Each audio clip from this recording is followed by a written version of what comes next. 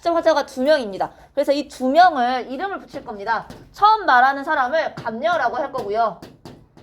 두 번째 말하는 사람을 을려라고 할 거야. 여기 진짜 이름이 있는 게 아니라 그러니까 말하는 순서에 따라서 갑을 명정에 따라서 감녀, 을려 이렇게 붙였습니다. 어떤 문제집에는 여인 1이라고 나와 있는 데도 있을 거고 여인이 이렇게 나와 있는 곳도 있을 겁니다.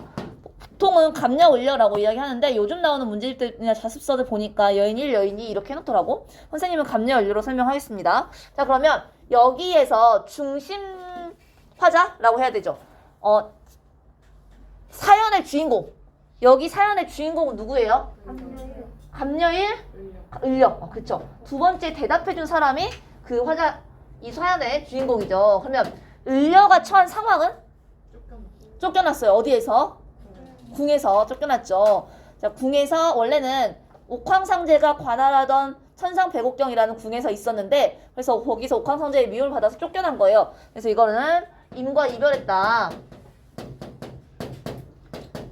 자, 이제 이번한 상황에서 어떤 마음을 품고 막 지상에서 돌아다니고 있어?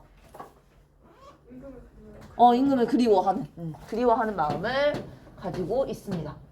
자, 이런 내용을 담고 있는데 시적 화자가 2명이다 보니 여러분들이 알아야 할 게 한번 구분해 보셔야 할 게 어디가 감녀가 말하는 데고 어디가 을려가 말하는 데인지 확인하셔야 돼요. 그래서 이거는 교과서 본문에다가 표시할게요. 그래서 본문 전체 봐야 되니까 잠깐 교과서 본문 보세요. 파일 열어두시면서 보는 게 나을 거예요. 너네 교과서 본문만 보면은 잘 모르니까. 교과서 본문 보시고 눈으로 훑으면서 말하는 사람이 서로 교차되는 부분을 나눠보세요. 나누면은 둘, 셋, 넷, 4번 나눠져요.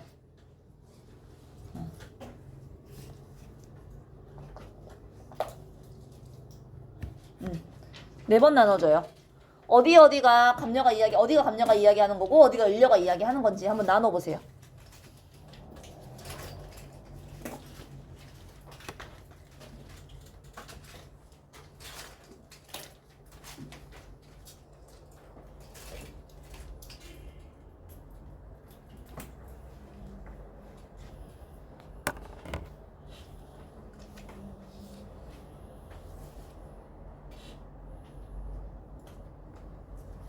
만화에서 말하는 사람이 바뀌는 장면을 구분해 보시면 됩니다.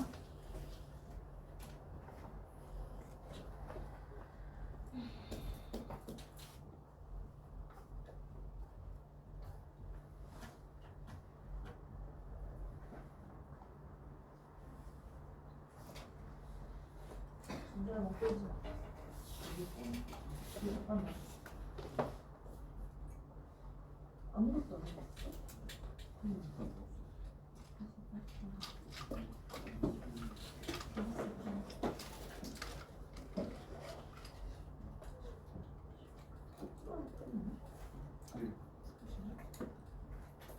자, 감녀, 을려 나눠 갔어요.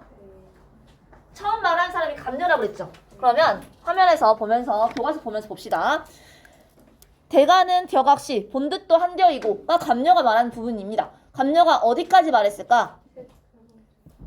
격아는 격악시부터 해다 저 저문 날에 누를 보라 가시난고까지 감녀가 말하고 있죠. 자, 그 다음에 을려가 이야기하는 거야. 이 앞에가 무슨 내용이냐면 간단하게 설명드리면 이따가 또 본문 설명 자세히 할 거니까 감녀가 길을 가고 있는데 저기 있던 저 곽씨 저 여자 내가 알던 사람인데 어디서 봤냐면 천상백옥경에서 봤던 것 같아.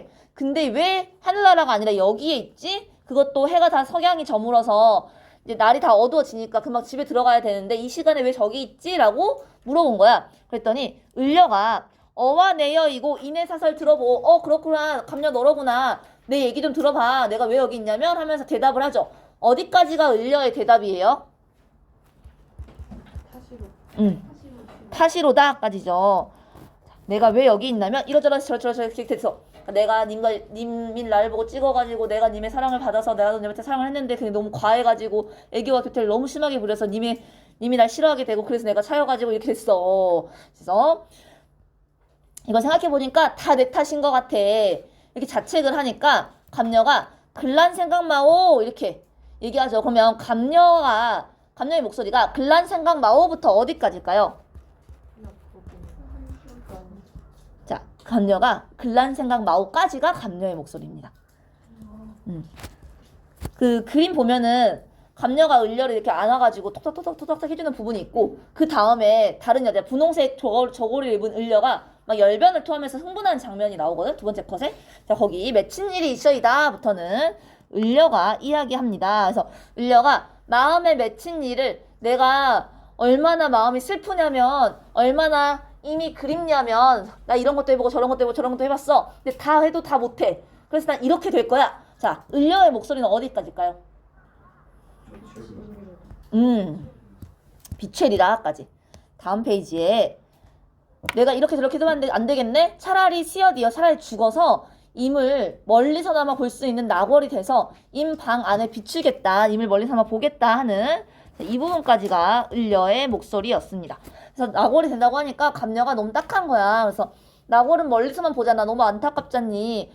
구준비가 돼서 가까이 가렴 해서 마지막 줄이 감녀의 목소리로 끝납니다. 자, 이렇게 되면은 감녀와 을려가 이야기가 두 화자가 번갈아 가면서 대화체로 이야기가 구성이 되어 있습니다. 자, 송미인국은 이렇게 보는 것처럼 화자가 두 명이 나오는 대화체 구성으로 되어 있고요. 자, 두 번째 특징이 있는데 두 번째 특징은 여러분들이 이거 사실 좀 체감하기는 어려워요. 근데 사실은 정철의 다른 가사 작품에 비해서 한자 표현이 적고 우리말 표현이 많아요. 한자 표현이 나오긴 나옵니다. 아예 안 나온다는 게 아니라 나오긴 나오는데 좀 그 개수가 적고 우리말 표현이 많다는 것이 특징입니다.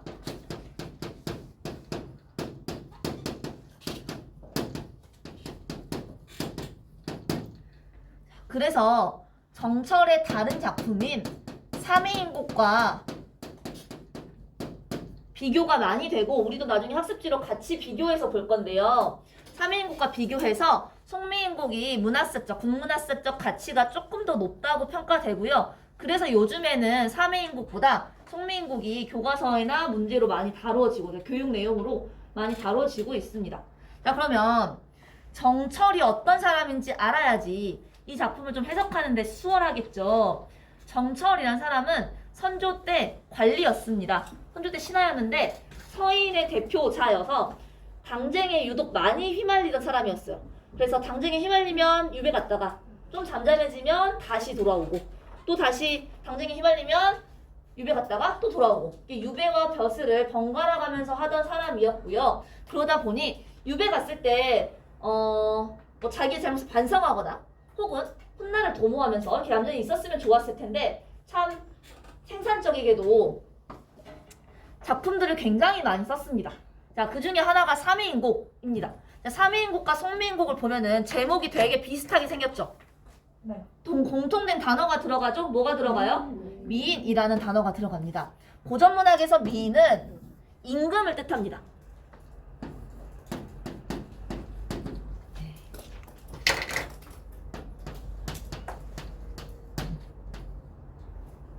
그래서 여기 사자가 생각할 사자예요. 그러면은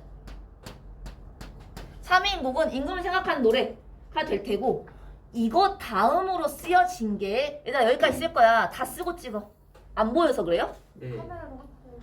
뭐 더 크게 써줘야 되는 건가? 아니 옅어서 그래요. 비춰서 그래요? 뭐 어떻게 해요? 옅어서. 옅어서? 예. 칠판이 더러워서 그래요. 아니야, 칠하게. 이걸로 쓸게, 이걸로. 임금을 생각하는 노래고요. 3위 너무 부담스러운 거야. 저기서 자꾸 찍고 있는 것 같아서. 안 찍었어요. 그래서 아니 상관없는데 어차피 네가 너희가 그걸 어때 퍼뜨리지 않을 거니까. 나 자꾸 피했잖아 이렇게. 이렇게까지 안 갔어요. 찍어요. 알았어요. 보세요 그렇게 해서. 그래서 다시 수업 돌아올게요. 3인곡은 임금을 생각하는 노래라는 제목이죠. 실제로도 그런 내용입니다. 정철이 유배 가서 자기가 임금에 대한 충심을 드러내는데 자기가 그대로 나타나는 게 아니라 정철이라는 작가가 여성 화자를 대변해놓고 여성 화자에 의탁해서 임을 사랑하는 마음, 임을 그리워하는 마음으로 표현을 했어요. 자, 그리고 시기상으로나 내용상으로나 속편격인 송미인곡이 나왔습니다. 송미인곡이 앞에 속자가 그 속편이란 뜻이에요. 3인곡에서 3인곡이 먼저, 그 다음에 송미인곡이 나중에. 네. 그래서 송미인곡과 3인곡을 보시면 공통점이 뭐냐면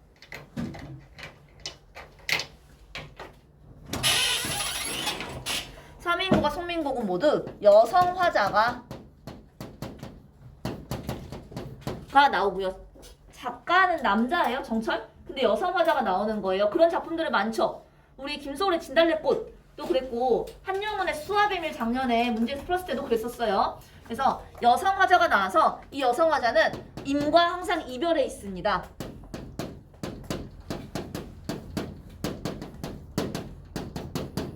임과 이별한 상황에서 임을 그리워하는 정서가 작품으로 표현되어 있는데 요렇게 쓰여 있지만 사실은 작가가 진짜 하고 싶은 얘기는 뭐냐면 유배당한 상황에서 한양과 떨어져서 난 유배지에 있지만 여전히 임금님에 대한 충심이 그대로 있습니다. 를 이거에 빗대서 표현한 거예요. 그래서 유배당한 신하가 유배지에서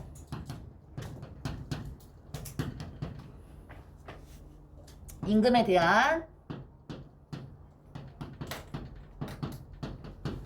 충정을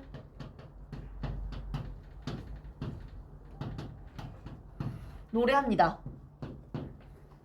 여성 화자가 신하일 테고 임이 임금일 테고 그다음에 임을 그리워하는 마음이 그 신하의 충심을 나타내고 있는 거죠.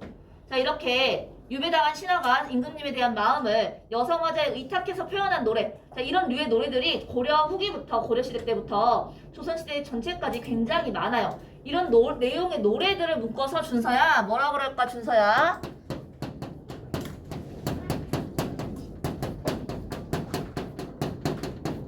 충신연주지사라고 노래 묶어서 이런 류의 노래를 충신연주지사라고 부르고요. 이 단어는 외워두시면 좋겠습니다. 고전문학 배울 때 종종 나올 거예요. 충신연주지사 무슨 뜻이냐면 충성스러운 신하가 임금을 군주를 연모하는 내용의 내용의 글이라는 뜻이에요. 그래서 정철의 삼위인곡과 송미인곡은 둘 다 충신연주지사로서 임에 대한 그리움을 나타내고 있는 작품입니다. 자, 그리고 정철의 작품 중에서 사실 삼위인곡 말고도 관동별곡이라던가 성산별곡이라던가 자연을 보고 혹은 자연을 유랑하고 내지는 자연에 응거하면서 느끼는 즐거움을 노래한 작품들도 많은데 그 중에 여러분들이 수능 보기 전에 한 번은 꼭 봐야 될 게 관동별곡이에요.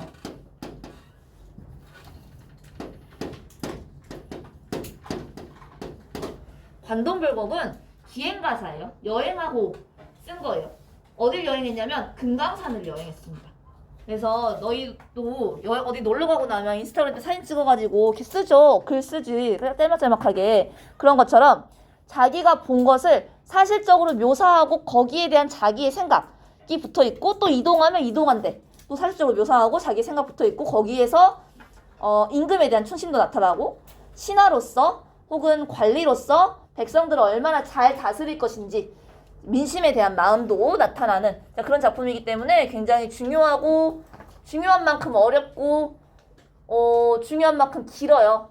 아주 운이 좋게도 여러분들은 내신에서는 이제 졸업할 때까지 관동별곡 아마도 안 배울 겁니다. 문학이 마지막이잖니 우리가 지금. 근데 문학 교과서에 우리가 안 나와요. 근데 하긴 해야 돼. 수능 보려면 하긴 해야 돼요. 그래서 아마 뭐 3학년 때 수능 특강이나 뭐 이런 데서 다뤄지겠죠. 그때 기회가 있으면 다뤄보도록 하죠. 자, 그럼 충신연주지사가 진짜 어떤 내용의 노래인지 작품 보면서 설명드릴게요. 자, 교과서 보면서 수업합시다. 다 썼어요? 쓰고 있으면 내가 설명하는 건 들려요. 개가는 격악시, 본듯도 한디어이고. 자, 이 부분은 감녀가 을려한테 너 어디 가니? 라고 했던 거야. 감녀가 을려에게 너 어디 가냐고 질문한 부분인데 격악시가 가리키는 사람이 누구예요? 을려죠. 자, 격악시 본뜻도 한대이고 현상 배곡경을 어띠하여 이별하고 해다되어 저문 날에 누를 돌아 가시남고요. 그랬어요. 아까 현상 배곡경은 천상 배곡경인데요. 얼핏 지나가면서 얘기했는데 천상 배곡경은 이란 곳은 하늘나라의 배곡경이라고 옥황상제가 관할하던 궁 이름을 배곡경이라고 했대요. 그렇다는 건 이 천상 배곡경은 하늘나라를 의미하죠. 천상계. 자, 그러면 여기에서 봤다는 건 을려의 전직은 뭐예요? 선녀. 그치, 선녀였던 거지. 을려는 전직 선녀였어요. 그럼 전직 을려를 천상 배곡경에서 본 감녀도 뭐였겠어? 선녀였겠지. 천상 배곡경을 어찌하여 이별하고 천상 배곡경에서 어찌하여 여기 나와가지고 어찌 떨어져서 여기에 있느냐라고 하는 거니까 거기에서 임금을 모시고 살았던 인물이니 당연히 거기서 나왔다는 것은 임과 이별했다는 얘기겠죠. 자, 그 이별하고 해다되어 저문 날에 누를 보러 가시난고 그림의 네 번째 컷을 보시면 이 시간에 어디에 누굴 보러 가세요? 라고 질문하는 게 감녀였겠고 을려가 이렇게 막 울면서 얘기하는 그 뒤에 배경이 노을 지고 있지. 자, 너희가 애인한테 찾았어. 마음이 너무 울적해. 그래서 애인을 그리워하는 마음에 여기도 가보고 저기도 가보고 하던 중에 누굴 만났어. 누가 나한테 너 왜 이래? 왜 이렇게 얼굴이 안 좋아? 왜 이렇게 슬퍼 보여? 왜 이렇게 정신이 나가 보여? 이렇게 얘기하는데 내가 하소연을 너무 하고 싶은 딱 그때 내 마음을 그때 만약에 그 만난 시간이 오늘 점심때처럼 날이 좀 땡쨍쨍하거나 아니면 아침처럼 해맑거나 아침처럼 날이 쾌청하거나 이런 거랑 여기 작품에 있는 것처럼 석양이 지고 있는 때라던가 혹은 비가 내리고 있던 때라던가 하늘이 엄청 꾸물꾸물한 날이라던가 자, 이런 날이면 둘 중에 뭐가 더 시적 화자 말하는 사람인 을려의 감정이나 을려의 정서가 더 효과적으로 나타낼 수 있는 날씨가 언제겠어요? 당연히 노을이지거나 비가 오거나 이런 날씨겠죠. 자, 그래서 여기에서 해다 되어 저문 날이라고 하는 이 시간적 배경이 그냥 시간적 배경으로만 존재하는 것이 아니라 여기에 주인공인 시적 화자가 얼마나 슬픈지 그래서 이 작품이 지금 얼마나 좀 짠한지 이런 걸 보여주고 있는 역할을 합니다.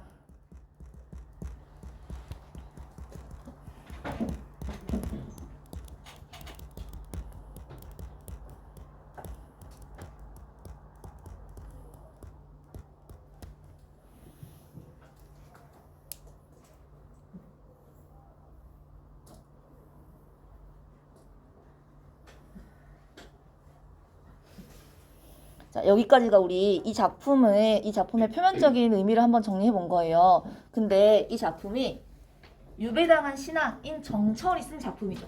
그러면 정철의 입장에서 그 당시 창작 배경이 되는 사회문화적 맥락과 비교해서 각각의 격악시라든지 편상 배곡경이나 이별이 어떤 의미를 가지고 있는지 정리를 해봅시다. 자, 을려는 누구겠어요? 그러면은 정철 본인 신하겠죠. 유배당한 신하. 자, 이 신하가 천상 배곡경에 원래 있었대. 원래 있었던 곳은 어디예요? 궁. 어디에 있는? 한양에 있는 임금이 계신 곳이었겠죠. 자, 한양에 임금이 계신 곳이었을 겁니다. 궁궐이었겠지. 자, 임과 이별했다는 것은 유배당한 신하의 입장에서 이야기하면 뭐예요? 유배. 내가 유배라고 얘기를 해버렸네. 자, 이렇게 보시면 우리 충신연주지사의 특성이 나오는 거죠. 작품의 표면적으로는 여성 화자가 임과 이별에서 그리워하는 감정을 담고 있지만 사실은 저 작품을 창작한 작가에 빗대서 생각해 보면은 유배당한 신하가 유배지에서 임금을 생각하는 마음을 그리고 있는 작품이라는 거에서 이 작품은 송민국은 어떤 시어나 어떤 구절은 그냥 표면적인 의미로만 해석되는 게 아니라 정철의 입장에서 사회문화적으로, 그러니까 창작자의 입장에서 해석될 여지도 충분히 있습니다. 그래서 그거 두 개를 나눠가면서 쭉 설명을 해드릴게요. 넘어갑시다. 자, 너 여기 왜 있어? 라고 하니까 을려가 감녀한테 대답하죠. 뭐라고 대답하는지 볼게요. 어와 내여이고, 어와는 감탄문이에요. 감탄사예요. 어와 내여이고, 어와 너희여이고 예요. 자, 내는 누구야 그러면? 감녀. 너구나, 너로구나. 인해사설 들어보. 사설은 사연이란 뜻입니다. 인해 사연 좀 들어볼래? 하면서 이제 하소연을 시작하는 거지. 내가 무슨 일이 있었냐면은 내 얼굴 이 거동이 님 괴함직 한가마는, 자, 여기서 아예 처음 본 단어들이 있겠죠. 괴함이란 단어를 처음 보셨을 수도 있고 뭐 들어봤을 수도 있고요. 자, 괴함이란 단어는 고전문학의 필수어휘 정도로 생각하시면 됩니다. 지금은 본문 왼쪽에 5번째 뜻이 나와 있어요. 뜻이 뭐라고 나와 있니? 사랑하다라고 나와 있죠. 지금 처음이니까 나와 있는 것 같은데 이건 진짜 기본적인 거라서 나중에는 해설 안 해줄 거예요. 해설 안 해주고 문제집 같은 거 풀 때 절대 이런 거 해설 거의 안 나와요. 그래서 이거 외워두시면 좋겠어요. 기본형으로 써드릴게요. 자, 괴함은 원래 기본형 괴다입니다. 괴다는 사랑하다 라는 뜻이에요. 그래서 명사형으로 얌이 붙어 있는 거고 사랑함으로 해석할 수 있는 겁니다.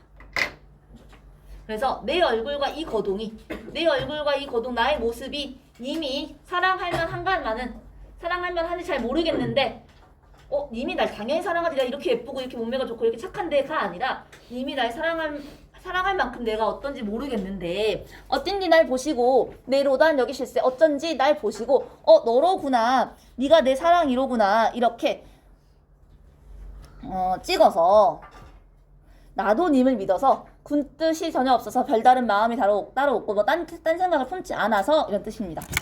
여기서 주의 깊게 보셔야 될 게 뭐냐면 내 얼굴 이 거동이가 선생님이 계속해서 얼굴이 예뻐서라고 얘기하지 않았어요. 일부러 그렇게 얘기하지 않았습니다. 왜냐하면 이때 이 얼굴은, 이 시절의 얼굴은 지금의 이게 아니에요. 머리끝부터 발끝까지를 얼굴이라고 했습니다. 자, 몸 전체를 얼굴이라고 했는데 지금은 여기 얼굴만, 여기 부분만 얼굴이라고 하죠. 자, 그러면 의미의 범주, 의미의 범위를 생각해 봅시다.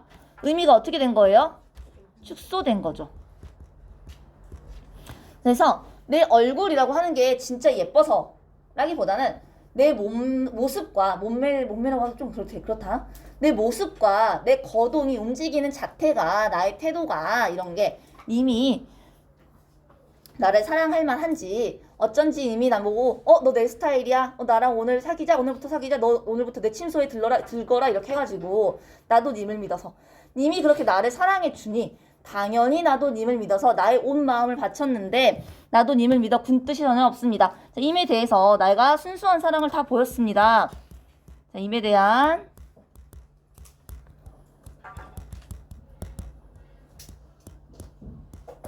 순수한 마음을 다 보였는데, 그래서 너무 순수하게 모든 걸 다 바쳐 사랑했나 봐요. 어떻게 했냐면 이래야 교태야 어지러이 하뒀던데 라고 했어요. 이래와 교태는 아양과 교태, 애교 이런 걸 말합니다. 자, 그거를 어지러이 했대요. 너무 심하게 한 거죠. 여기 그림처럼요. 자, 그랬더니 반기시는 낯빛이 내와 어찌 다르신고, 반기시는 낯빛이 임금님의 얼굴이 썩어갑니다. 얘 너무 오버하는데, 너무 부담스러운데 이런 마음이 드는 거죠. 자, 반기시는 낯빛의 이 낯이 의미하는 게 뭐예요? 그러면은 이게 지금의 얼굴인 거지. 자, 반기시는 낯빛이 내와 어찌, 예전과 어찌 다르신고라고 했는데 이거 해석하면 반기시는 낯빛이 어찌 예전과 다르십니까? 다르셨을까? 이런 거야. 그러면 문장 형식은 뭐로 끝나요? 의문문으로 끝나죠. 자, 근데 내가 애교와 교태가, 아양과 교태가 너무 심했던지 반기시는 얼굴빛이 예전과 많이 다르셨을까? 예전과 어찌 다르셨을까? 라고 하는 건 진짜 왜 달랐는지, 왜 임금님이 갑자기 변한 건지가 궁금한 게 아니죠.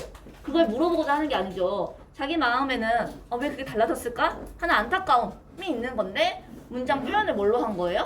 의문문 이런 거죠. 자, 요거 시연이가 얘기한 것처럼 시적 화자가 또는 작가가 의도하는 바가 있어.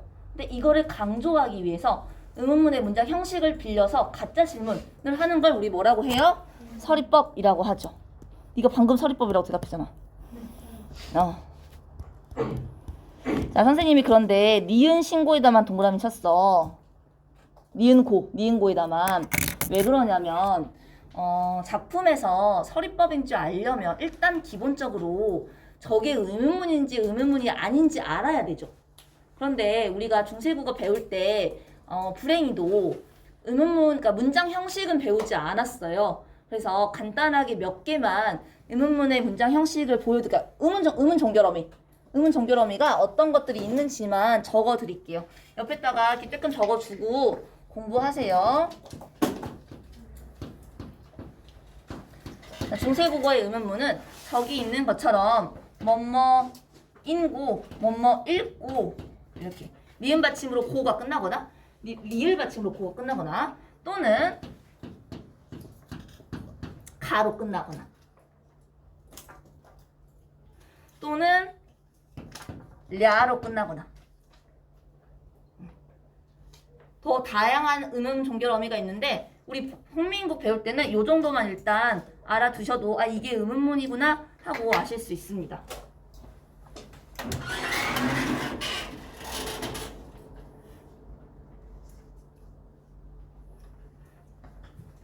자, 그러면 다시 본문으로 돌아와서 이래야 교태야 어지러이 하뒀던디 반기시는 낯빛이 내와 어띠 다르신고 누워 생각하고 니러앉아 해야 하니 내가 임한테 왜 차인지 알겠는 거야. 내가 임한테 왜 차인 거예요? 너무 오바해서. 자, 이래와 교태를 어지럽게 했던 거.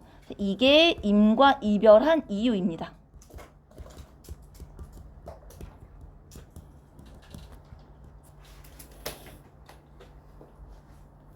자, 마지막 줄에서 표현법만 좀 살펴볼게요.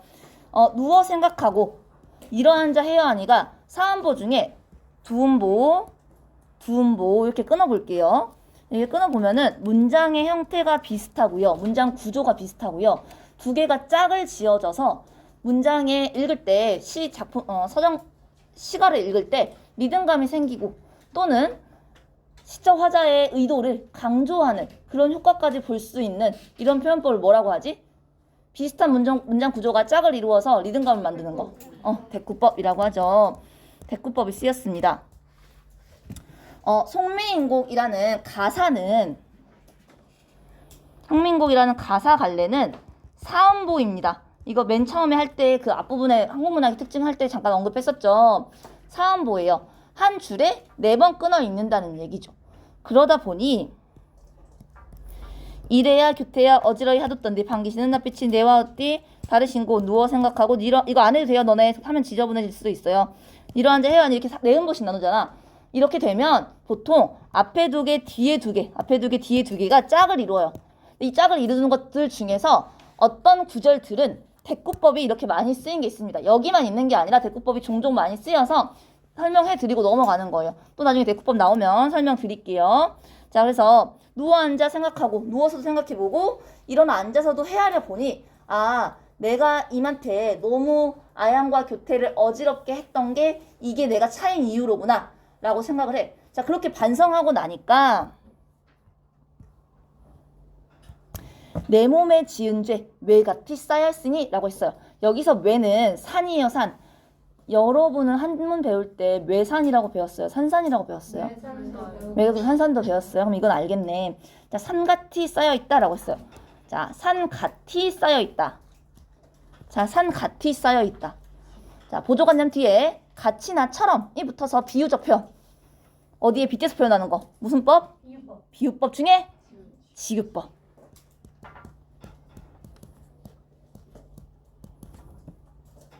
자, 그리고 내가 지은 죄가 정말 산처럼 이렇게 많겠어? 그냥 좀 애교가 심했던 것 뿐이야. 앞에서 좀 오버했던 것 뿐인데 내 죄가 산처럼 되게 크다고 표현했죠.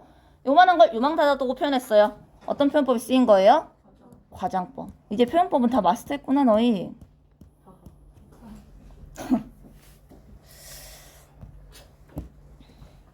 자, 내 몸에 지은 죄 외같이 쌓였으니 내 죄가 큰데 이거를 하늘이라 원망하며 사람이라 허물하랴. 하늘을 원망하겠느냐, 사람을 탓하겠느냐, 이런 거야. 자, 그러면 일단 원망하랴라고 끝났죠. 문장 형식 뭐예요? 의문문이죠. 그러면 정말로 하늘을 원망할까? 사람을 탓할까? 라고 질문하는 거? 아니죠. 무슨 법이 쓰인 거예요? 서리법이 쓰인 거죠. 히읗까지 다 동그라미 하신 거예요? 랴요. 약까지.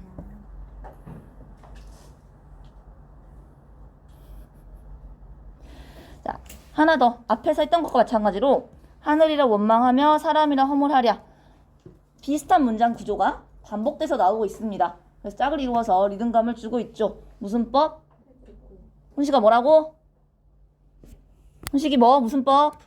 너 잠 좀 깨라고 얘기하는 거야. 대답하라고 하는 거야. 정신이 몽한데? 그거 알아?